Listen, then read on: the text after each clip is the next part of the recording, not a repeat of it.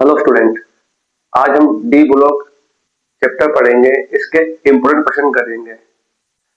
आप लोगों को लगता होगा कि डी ब्लॉक चैप्टर में से बहुत कंफ्यूजन क्रिएट होता है। इतना बड़ा चैप्टर है, कैसे पढ़ें, क्या करें, कैसे नहीं करें, एग्जाम पास में आ चुके हैं, है ना। तो मैं आपको ना कुछ ऐसे इम्पोर्टेंट क्वेश्चन बता रहा हूँ जो आपके बोर्ड में या कॉम्पिटिशन एग्जाम जेईई और नीट में अक्सर पूछे जाते हैं, और उन्हीं के द्वारा हम दूसरे क्वेश्चन के आंसर निकाल सकते हैं। नॉर्मल सरफेस होता है ना, वैसे ही उसमें सारा अर्थ निकाल सकते हैं। ठीक है।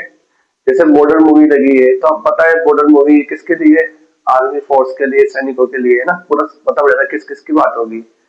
वैसे ही ये आज हम डी ब्लॉक पढ़ रहे हैं तो कॉमन सेंस की बात है, एलिमेंट की बात हो रही होगी। ठीक है। लेकिन डी ब्लॉक के अंदर हम पता कैसे करेंगे कि कोई क्या कर, कौन सा एलिमेंट क्या काम आता है, या कोई ऑक्सीजन स्टेट क्या होती है ना। तो इसका मैं सिंपल तरीका समझा रहा हूँ आपको, बिल्कुल सिंपल तरीका। और कुछ क्वेश्चंस मैंने बताए, कुछ ही क्वेश्चन बताए जिनसे आपका चैप्टर अच्छे से कवर हो जाएगा, और 99% तो आने के चांस पूरे हैं। क्योंकि बोर्ड को ज्यादातर क्वेश्चन कौन से पसंद है, कॉम्पिटिशन में ज्यादा क्वेश्चन कौन से पसंद है, वो सब छाट के में लिखे हैं यहाँ पे। ठीक है। तो आप पर अच्छे से ध्यान देना।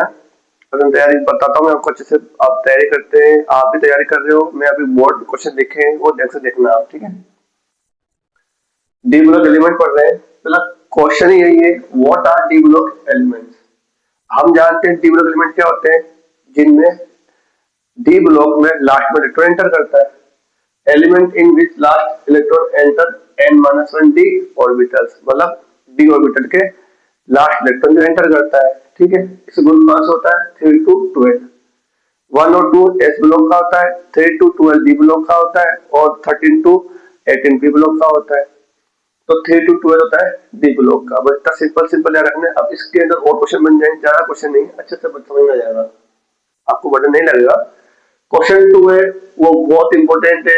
जनरल इलेक्ट्रॉनिक कॉन्फिगरेशन पूछ लेते हैं अक्सर बोर्ड में, नीट में, जेईई में क्वेश्चन पूछ लेते हैं, और ये बहुत अच्छा क्वेश्चन है और हर किसी को याद होता है। ये आप भी याद करना, n-1 d 1 to 10 ns 1 to 2।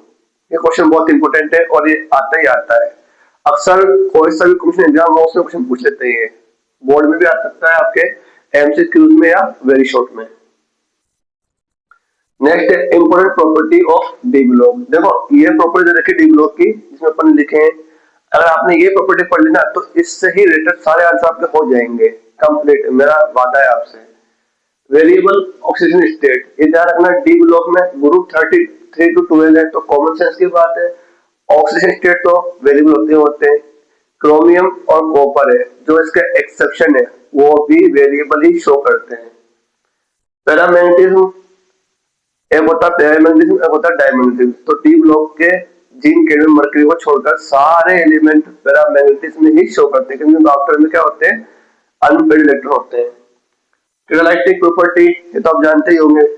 Formation of complexes, जैसे इसके बाद नेक्स्ट चैप्टर है कोऑर्डिनेशन कंपाउंड, तो उसमें कॉम्प्लेक्स बनाते हैं, आप जानते ही हो। तो डी ब्लॉक के एलिमेंट ही काम आते हैं सेंट्रल मेटल के अंदर। ठीक है बेटा।